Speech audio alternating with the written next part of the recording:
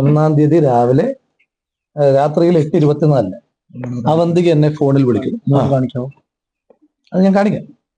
അവന്തിക എന്നെ ഫോണിൽ വിളിക്കുന്നു. അവന്തിക എന്നെ ഫോണിൽ വിളിച്ചിട്ട് എന്നോട് പറയുന്നു, ഇപ്പൊ എന്നെ ഒരു റിപ്പോർട്ടർ വിളിച്ചിരുന്നു. ആ റിപ്പോർട്ടർ വിളിച്ചിട്ട് പിന്നെ ചേട്ടനെതിരായിട്ട് എന്തെങ്കിലും പരാതി ഉണ്ടോ, എന്തെങ്കിലും മോശമായ അനുഭവമുണ്ടോ എന്ന് ചോദിച്ചു. അപ്പൊ അങ്ങനൊരു ആരോപണ പരിസരമോ ഒന്നും ഇല്ലാത്തൊരു സമയമാണ്. എന്നുവെച്ചാൽ അവന്തികയുമായി ബന്ധപ്പെട്ട് എന്തെങ്കിലും ഒരു കാര്യം കേൾക്കാത്തൊരു സമയമാണ്. സമൂഹ മാധ്യമത്തിലൂടെ CPM മറ്റൊരു പ്രചണ്ഡമായ പ്രചരണം നടത്തിക്കൊണ്ടിരിക്കുന്ന ഒരു സമയം കൂടിയായിരുന്നു സമൂഹ മാധ്യമങ്ങളിലൂടെ, വാലും തലയും ഇല്ലാതെ. അപ്പം ഞാനും ചോദിച്ചു, അവന്തിക അങ്ങനെ എന്താ അങ്ങനെ ഒരു ആരോപണം വരുന്നതെന്ന് ചോദിച്ചു. അപ്പൊ ഞാനതിന് മറുപടി കൊടുത്തിട്ടുണ്ട്. അപ്പം അതെന്തോ ചേട്ടനെ കൊടുക്കാൻ വേണ്ടിയിട്ടുള്ള ഒരു ശ്രമമായിട്ട് എനിക്ക് തോന്നി, അതുകൊണ്ടാണ് ചേട്ടനെ വിളിച്ചു പറഞ്ഞതെന്ന് പറഞ്ഞു. ഞാൻ അങ്ങോട്ട് വിളിച്ചതല്ല, ഇങ്ങോട്ട് വിളിച്ച കോളാണ്. അപ്പോ അതിനുശേഷം ആ കോള് കട്ട് ചെയ്യുമ്പോൾ തന്നെ ഞാൻ പറഞ്ഞു, എനിക്ക് അപ്പൊ എന്നോട് പറഞ്ഞു ഞാനത് വോയിസ് റെക്കോർഡ് ചെയ്ത് വെച്ചിട്ടുണ്ടെന്ന് പറഞ്ഞു. അവന്തിക തന്നെ എന്നോട് പറഞ്ഞു ഞാൻ ആ കോള് റെക്കോർഡ് ചെയ്ത് വെച്ചിട്ടുണ്ടെന്ന് പറഞ്ഞു. അപ്പൊ ഞാൻ ചോദിച്ചു എനിക്കത് അയച്ചു തരുമെന്ന് ചോദിച്ചു.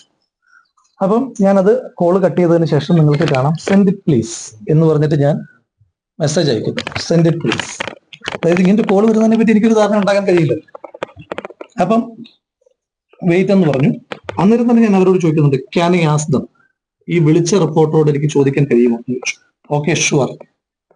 അപ്പം വാട്ട് ടൈം, കോളിനെ പറ്റിയിട്ടാണ് കേൾക്കുന്നത്, വാട്ട് ടൈം. അന്നേരം പറഞ്ഞു ജസ്റ്റ് നൗ. അപ്പൊ ഞാൻ വീണ്ടും ചോദിക്കുന്നു, can I call that reporter? Yes. എന്നിട്ട് ഇനി ഞാൻ ശബ്ദം കേൾക്കും. ആരാണ് പറഞ്ഞത്? ചേട്ടൻ ന്യൂസ് 18 റിപ്പോർട്ടറാന്നല്ലേ പറഞ്ഞ, അപ്പൊ അത് സംസാരിക്കുന്നേ. നിങ്ങളിങ്ങനെ എല്ലാം മറച്ചു വെച്ച് സംസാരിക്കേണ്ട ആവശ്യമില്ലല്ലോ. അല്ല, ഞാൻ കാര്യം പറയാം. ഞാൻ പറയുന്നത് ശ്രദ്ധിച്ചിരിക്കുക. അപ്പൊ എന്നോട് പറഞ്ഞ ആള് എനിക്ക് ആളുടെ പേര് ഞാൻ ചിലപ്പോ അടുത്ത ഒരു ഫ്യൂ മിനിറ്റ്സ് കഴിഞ്ഞിട്ട് പറയാം. പക്ഷെ ഇപ്പം ഞാൻ പറയുന്ന കാര്യം ഉള്ളതാണോ ഇല്ലയെന്ന് പറയാ, ഇല്ലെങ്കിലെ വിട്ടേക്കുക. പറഞ്ഞത് നിങ്ങളൊരു പ്രത്യേക സിറ്റുവേഷനിലാണ്, ലൈഫ് ത്രട്ടണിങ് തരത്തിലുള്ള ഭീഷണി നിങ്ങൾക്ക് നേരിടുന്ന ഒരു സാഹചര്യം ഉണ്ടായി. ബിക്കോസ് രാഹുൽ മാങ്കൂട്ടത്തിന്റെ ഭാഗത്ത് നിന്ന് നിങ്ങൾക്ക് വളരെ പ്രയാസകരമായ ഒരു അനുഭവം നേരിട്ടു.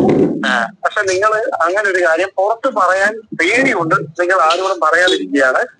അതിന്റെ ചാറ്റും മറ്റേ ഫോൺ റെക്കോർഡ്സും എല്ലാ സംഭവം നിങ്ങൾ കഴിക്കാതിരിക്കുകയാണ്. പക്ഷെ ലൈഫ് ത്രട്ടൺ സിറ്റുവേഷൻ ആയതുകൊണ്ടാണ് നിങ്ങൾ ഒരു കാര്യം ഇങ്ങനെ മുമ്പോട്ട് പറയാത്തതാണ് പറയാറ്. അപ്പം അതിനിടയിലാണ്, കാരണം എനിക്കിതിനെപ്പറ്റി കൂടുതൽ സീരിയസ്നെസ് ഇത് ആരൊക്കെ എവിടെ നിന്നൊക്കെയാണെന്നൊന്നും എനിക്ക് അറിയത്തില്ല. ഇയാളുമായി ബന്ധപ്പെട്ട കഴിഞ്ഞ ദിവസം ഒരു അലിഗേഷൻ ഉണ്ടായി അറിഞ്ഞായിരുന്നോ? ഞാനായിട്ട് ബന്ധപ്പെട്ടോ?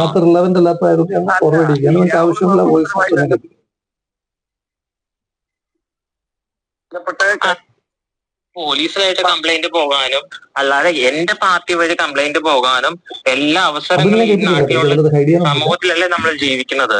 അപ്പൊ എനിക്ക് പേഴ്സണലി അങ്ങനെ തന്നെ എക്സ്പീരിയൻസ് ഉണ്ടായാൽ എനിക്കത് തുറന്നു പറയാനുള്ള ബോധവും വിവരവും എല്ലാം ഉള്ള വ്യക്തിയാണ് ഞാൻ ഇതുവരെ ആർക്കും കംപ്ലൈന്റ് കൊടുത്തിട്ടില്ല. പിന്നെ രാഹുൽ എന്നെ സംബന്ധിച്ച് എന്റെ നല്ലൊരു സുഹൃത്താണ്. എന്റെ അടുത്ത് മോശമായിട്ട് സംസാരിച്ചിട്ടുമില്ല. ഇല്ല.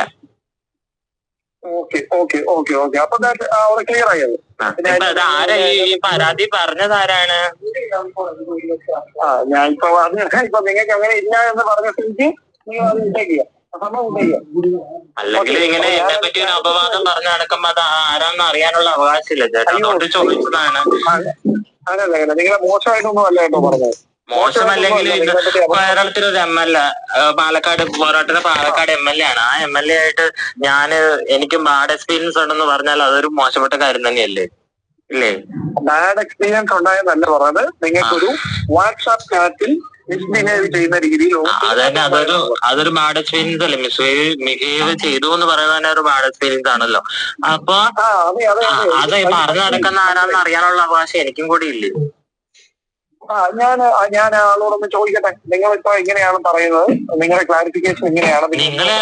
ഞാൻ എങ്ങനെയാന്ന് പറയേണ്ട ആവശ്യമില്ല. എനിക്ക് എന്തെങ്കിലും മിസ്ബിഹേവ് ഉണ്ടായാലും എനിക്ക് എന്തെങ്കിലും പ്രശ്നം ഉണ്ടായാലും ബന്ധപ്പെട്ട അതോറിറ്റിനെ സമീപിക്കാനുള്ള എല്ലാ ബോധവും അവകാശവും എല്ലാം എനിക്കുള്ളതാണ്.